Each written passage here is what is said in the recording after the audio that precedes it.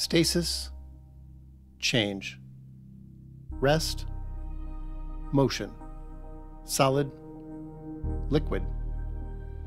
These are all contrasting metaphors where one side, stasis, rest, solid, refers to a constant, and the other, change, motion, liquid, refers to movement.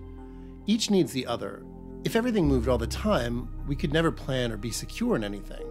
But if everything stayed the same, there would be no growth and we'd be stifled. Solids can be grasped with the hand but can't easily change their form.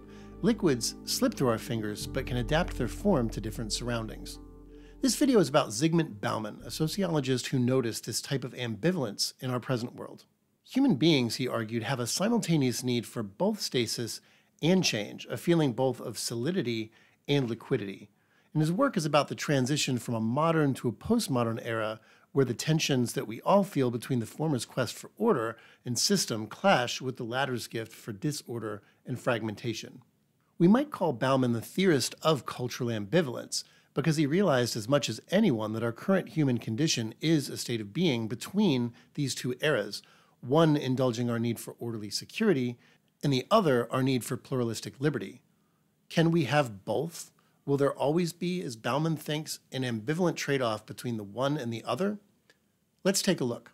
We can illustrate this ambivalence this way. In our liberal consumer society, there are a ton of ways you can live your life, all competing for your attention. There are many religions you can choose, diets you could have, places you could work, online and offline groups you could join, etc. If you're like most of us, you feel some need to give order to your life, and therefore pressure to pick from these options and commit yourself to that choice. But you probably also like having a range of options, and maybe you worry that committing to one way means limiting your freedom. Or, if you're like most people, you probably have a simultaneous desire for community or belonging, which is a type of order, and individuality. You want to be your unique self rather than what others want you to be, but you also really want to be in the company of people who are like you. You want the belonging of the group, but the freedom not to be bound by a group. Bauman attributes this ambiguity to our living in an interesting time, caught between the modern era of the past and the postmodern era being ushered in, what he would later call solid and liquid modernity. Bauman lived from 1925 to 2017, so he lived through most of the 20th and some of the 21st century. He was born in a modernist world in Poland and experienced some of what Poland was like under the communist regime with its all-encompassing and centralized bureaucratic order. He moved around a bit in his life, but settled mostly in England, a more liberal and decentralized country. So he experienced very different ways of life. The way Bauman tells it, the pre-modern world, before what we'd call the Enlightenment, was a world whose technologies did not allow for large systems to develop. Your way of life and what you were exposed to was largely confined to your small geographic area. You may not have even been aware, or only dimly so, that there are other ways of life than the inherited one that you saw around you. With the Enlightenment and the modern era, technology got better at freeing us. Travel and movement got easier, and industrialization created more work and consumer options. Modernism also discovered the value of standardization, that we could create systems that scale over larger and larger territories. Through the use of reason, modernity promised to find universal truths about the best way to do things and standardize those ways. Larger city-states, education systems, travel and finance systems, standardized systems for measurement of everything from time to distance. We can say, writes Bauman, that existence is modern in as far as it is affected and sustained by design, manipulation, management, and engineering. The existence is modern in as far as it is administered by resourceful, that is, possessing knowledge, skill, and technology, sovereign agencies. For all the good that this produced, and Bauman never downplayed it, modernity was fraught with ambivalence and potential for danger. First, you can impose only so much order on the world before elements of the world resist your attempts. Anyone who's ever tried to manage a large structure, from a large classroom to an office to a government, will recognize this.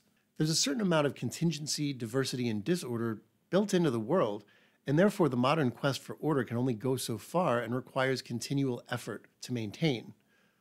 Bauman also noticed that the quest for order can be, and has been, used for some bad purposes.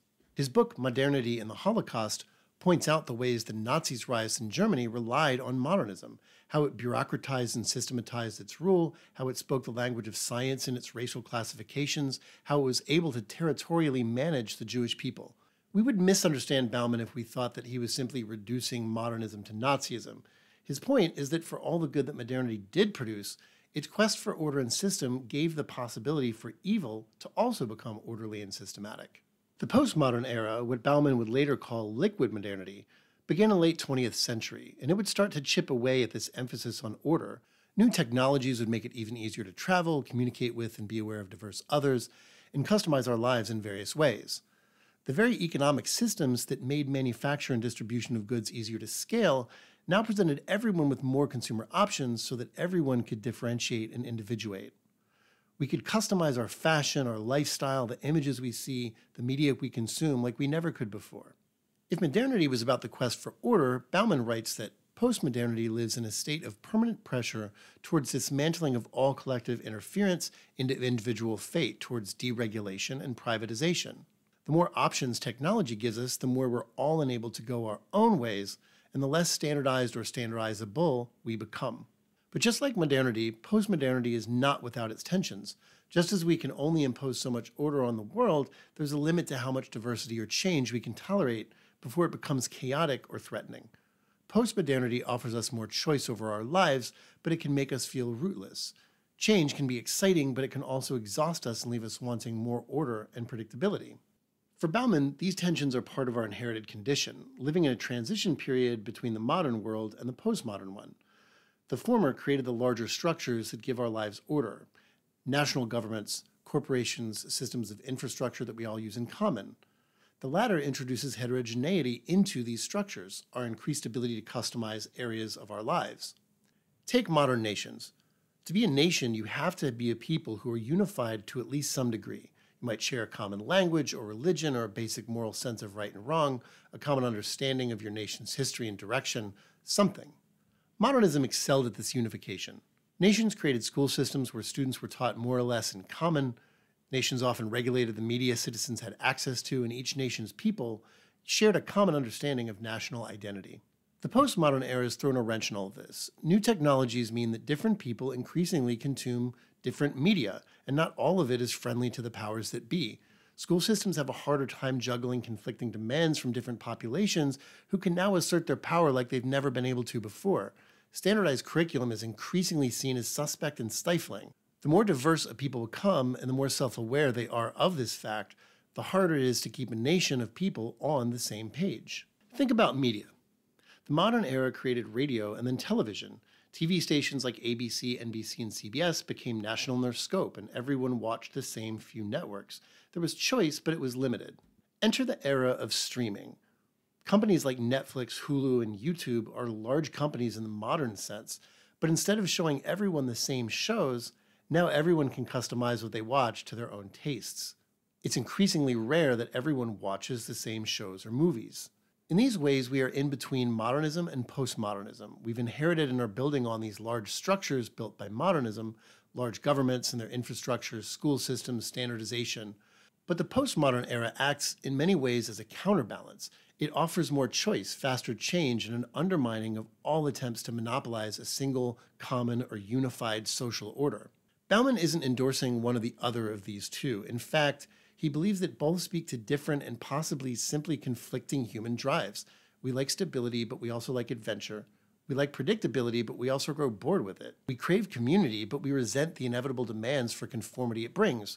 Bauman writes that freedom without community means madness, while community without freedom means serfdom.